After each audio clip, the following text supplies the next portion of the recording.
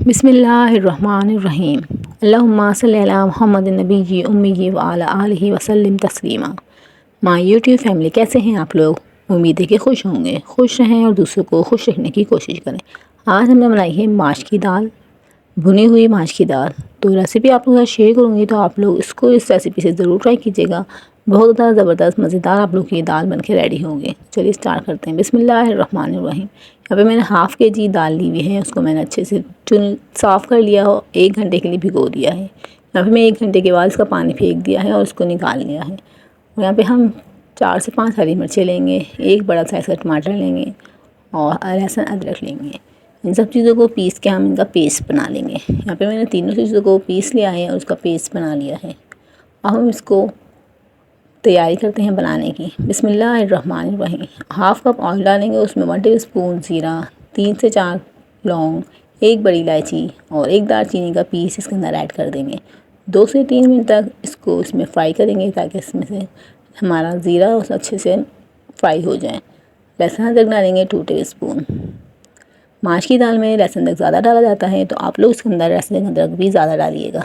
तकरीबन 2 टीस्पून लहसुन अदरक का पेस्ट शामिल कर देंगे और उसको 2 से 3 मिनट तक फ्राई करेंगे। जब तक इसमें से अच्छी सी खुशबू ना आए, तो आप लोग उसको फ्राई करते रहिएगा।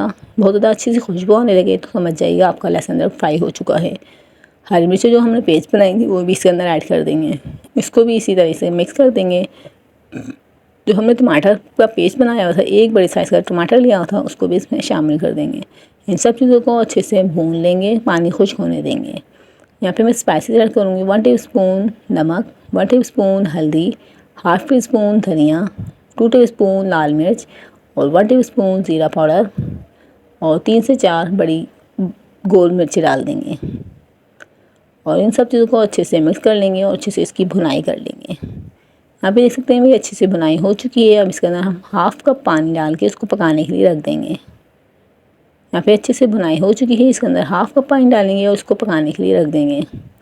और आप लोग वीडियो देखते हुए यहाँ तक तो पहुँच ही गए होंगे, तो प्लीज़ अपने चैनल एट होम किचन को ज़रूर सब्सक्राइब कीजिए और बेल आइकन को प्रेस कीजिए। इसका मेरा आने वाली वीडियो का नोटिफिकेशन आपको मिल जाएगा। यहाँ पे मेरा दोबारा से मसाला अच्छे से भुन चुका है। इसके अंदर हम 1 गिलास पानी भर के ऐड कर देंगे और 3 से 4 हरी मिर्च ऐड कर देंगे। पानी डालने के बाद पानी को बॉयल होने देंगे। फिर इसके अंदर हमने जो दाल भिगी हुई रखी हुई थी, 1 घंटा भिगोई हुई दाल थी, उसको इसके अंदर ऐड कर देंगे। माश की दाल पकाने के लिए 1 घंटा तकरीबन भिगोया करें, तो अच्छे से फूल जाती है और मज़ेदार सी और अच्छे से गली भी बनती है।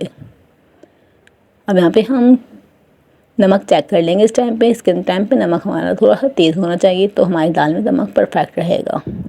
और इसको अच्छे से पानी खुश्क होने तक इसको हम गला लेंगे ताकि हमारी दाल भी अच्छे से गल जाए और उसके अंदर पानी भी अच्छे से खुश्क हो जाए। यहाँ पे मेरी दाल अच्छे से गल चुकी है और अब इसके अंदर पानी भी ड्राई हो चुका है। और ऊपर से हम हरा धनिया, हरी मिर्चें, अदरक कटिंग करके इसके अंदर ऊपर से डाल देंगे। मज़ेदार सी हमारी माश की दाल, भुनी हुई माश की दाल बन के रेडी है। उम्मीद करती हूँ आप लोगों को रेसिपी पसंद आई होगी।